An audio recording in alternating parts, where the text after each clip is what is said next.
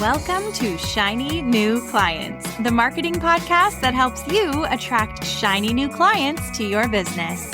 We'll talk about social media, what makes people buy, how to go viral, and marketing psychology, all in 20 minutes or less. Whether you're a coach, a stylist, or a wedding planner, if you've got a service-based business to sell, this is the show you need to fill your calendar. I'm Jenna Warner, your new marketing coach, and this is Shiny New Clients.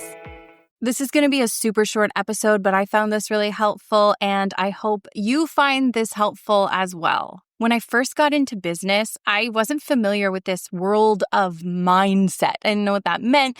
Maybe you don't know what that means either. It's basically the concept that what's going on in your head is greatly affecting the choices you are making in your business, in your life, outside of your head. And as someone who is a visual learner and who learns best in like metaphors and analogy, I had this conversation with my friend Alicia Wood this week, and I don't know, I just found this really helpful. So we started talking about how there is an orange tree in the yard where I'm staying.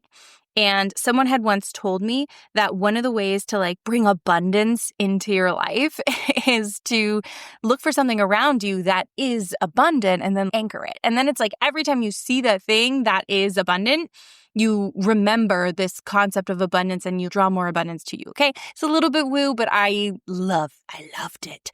And it's not allowed to be money because money isn't real. So it has to be something real that exists. And so I was telling Alicia, this orange tree in this yard where I'm staying blows my mind because it is so abundant. It is covered in oranges. So many. This person that owns the tree, they could sell the oranges. They could give away the oranges. They do give away the oranges. They have more oranges than they could ever even give away. And maybe you live in a place that has citrus trees, but I don't. So I was shocked to see how many oranges grow off one tree. Later on in the day, they were harvesting the tree and they took down most of the oranges. They left some low ones for us to like pick so we can just go outside and grab one, which also feels just so abundant. But yeah, so they were harvesting the tree and then I looked at it and it was mostly bare. And I thought, wow, that's still an orange tree. Like it's still an incredible tree that provides so much, even if right now there aren't a lot of oranges on it. I'm someone who can have honestly, my record is like an $80,000 day. In Canadian, I think we made like $80,000 in one day. And like, I can have an $80,000 day. And then when the next day is slow, be stressed. And that is not a good mindset. That's not healthy. It's not fun. It doesn't make business fun. It's not, practical. Because you gotta harvest the oranges, man.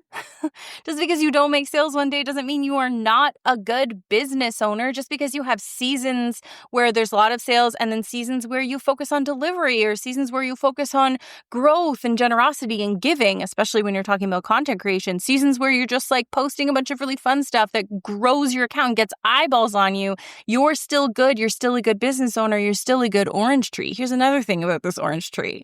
I have lost some people already. They're tuning out of this stuff. It's fine. It's fine. If this isn't your vibe, you can go. We have lots of practical episodes that you can listen to. I'll just keep talking about this freaking tree. Okay, so the guy harvesting the tree told us that it's really important to pick the oranges because then the tree will bear more fruit next year. Okay. It's really important to pick the oranges. You have to give away that fruit. You got to sell it. You have to allow for growth. If you just let those oranges rot on the tree, it's going to produce fewer oranges next year. Especially since it's winter right now, we hear a lot of, we need to have seasons of rest. We need to have seasons of energy followed by seasons of recovery. Sleep is important. Like, you get advice like this all the time. I see it all the time on Instagram, especially. But like, for some reason, this orange tree it all really clicked. Here's another one that also came up this week because, again, I was like, we're halfway through the month. We haven't met our goals for the month.